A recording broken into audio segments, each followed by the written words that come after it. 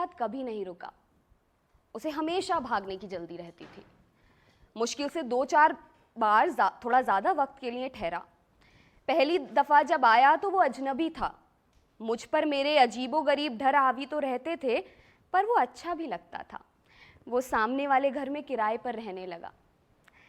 इससे बस ये अच्छा होता कि वो कभी कभी मुझे दिख जाता था। मैं शर्माती बहुत थी, डरती भी थी कि कहीं उसे ऐसे चुपके से देखती हुई पकड़ी न जाऊं। पर मेरा डरना बेकार ही रहता, क्योंकि उसकी नज़र तो मुझ पर कभी पड़ती नहीं थी। पर वो एक रोज़ भी ना दिखे तो मेरा पूरा दिन अजीब सा लगता। वो धीरे धीरे और ज़्यादा अच्छा लगने लगा और मेरे सारे डर इकट्ठा होकर मेरी चुप्पी के हवाले हो गए। जिस दिन वो जाने वाला था उस दिन मैंने उससे बात करने की ज़रा सी कोशिश की, पर बात इतनी ही हो पाई कि पेपर कैसा गया। हम स्कूल में थे। उस दिन उसका आखिरी इम्तिहान था और मेरा भी। बेमतलब में वहाँ ठहर कर क्या करती, इसलिए सामान बांधा और अपने घर निकल गया। मैं अपनी खिड़की से उसे तब तक देखती रही जब तक वो ओझल नहीं हो गया। फिर खिड़की बंद की, आंसू पोंछे और चुपचाप खाना खाकर सो गई।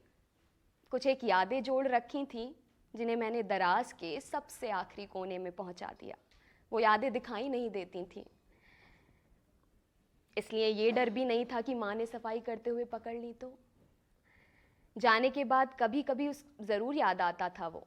अब उम्मीदें मुझे बाहर खेलने के लिए जब भी बुलाती, मैं धूप का बहाना बनाकर मना कर दिया करती थी। मैं वक्त से पहले समझदार हो गई थी, इसलिए उसकी यादों को वापस जगाने जैसी नासमझी नहीं करती।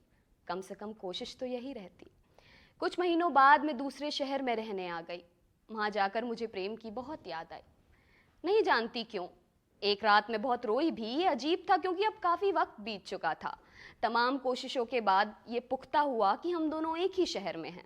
मैं अंदर ही अंदर खुश हुए जा रही थी कि हम दोबारा मिलेंगे और इस बार अच्छे से। तमाम बातें भी करेंगे जो आज से पहले कभी किसी से नहीं की, बिना जाने कि वो ऐसा चाहता है या नहीं। मैं अपनी ही धुन में सवार थी। फिर एक दिन प्रेम से बात हुई। मेरी एक दोस्त उसकी भी दोस्त थी, उसी ने कराई। मैंने पहली दफ़ा उससे ढंग से बात की। उस दिन के बारे में आज तक कभी कुछ नहीं लिख पाई, किसी को कुछ बता नहीं पाई। शायद शब्द नहीं थे, और अगर होते भी तो कम पड़ जाते। फिर धीरे धीरे प्रेम और मेरी दोस्ती हो गई। हम अच्छे दोस्त भी बन गए। उसका जन्मदिन आया और दोस्त से उधार ली हुई ड्रेस पहनकर मैं उससे मिलने भी गई। बालों को भी थोड़ा अलग ढंग से बनाया। तुम सुंदर लग रही हो, प्रेम ने मुझसे मिलते ही ये बोला। मैंने उसे एक खत पकड़ाया और कहा कि घर जाकर पढ़ना। हमने ढेर सारी बातें की, शायद इतनी जितनी आज तक मैंने कभी किसी से नहीं की थी। हम करीब 3 घंटे एक साथ रहे। फिर उसका अचानक फ़ोन बजा। सामने से कोई लड़की बात कर रही थी। प्रेम ने फ़ोन रखते हुए उससे कहा कि हाँ, बस 5 मिनट में पहुँचता हूँ। मैंने दिल छोटा करते हुए पूछा, क्या तुम्हें जाना है? उसने जवाब दिया, हाँ, थोड़ी जल्दी में हूँ, कोई इंतज़ार कर रहा है। मेरे मुंह से अनायास ही निकल गया, कौन?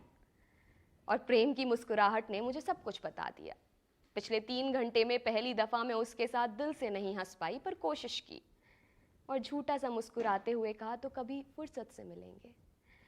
वो भी हंस दिया और चला गया। मैं एक बार फिर से उसे तब तक देखती रही जब तक वो आंखों से पूरी तरह ओझल नहीं हो गया। उसने पिछली बार की तरह मुझे मुड़कर नहीं देखा। मैंने भी आंखें हटा ली और घर जाने के लिए अपना बैग उठाने लगी। देखा कि मेरा दिया हुआ खत वो ले जाना ही भूल गया। और अब की बार इतनी हिम्मत नहीं हुई कि जाकर उसे ढूंढूं और ये खत पकड़ाऊं। फिर ये अब किसी काम का भी नहीं बचा था, इसलिए फाड़ कर वहीं फेंक आई, इस नाउमीदी में कि मेरे उन टुकड़ों को अब कभी कोई प्रेम नहीं जोड़ सकेगा। घर पहुंचकर सो गई। बीते कुछ लम्हों की यादें शोर मचा रही थी, उन्हें भी डांट कर सुला दिया। एक बार फिर सब खामोश हो गया, पर इतनी खामोशी में भी नींद अच्छी नहीं आई, इसलिए यादों को ज़रा सा जगाया, उन्हें गले से जी भर कर रोई और रोते रोते सो गई। और इस बार नींद आ गई अच्छे से। बहुत बहुत शुक्रिया।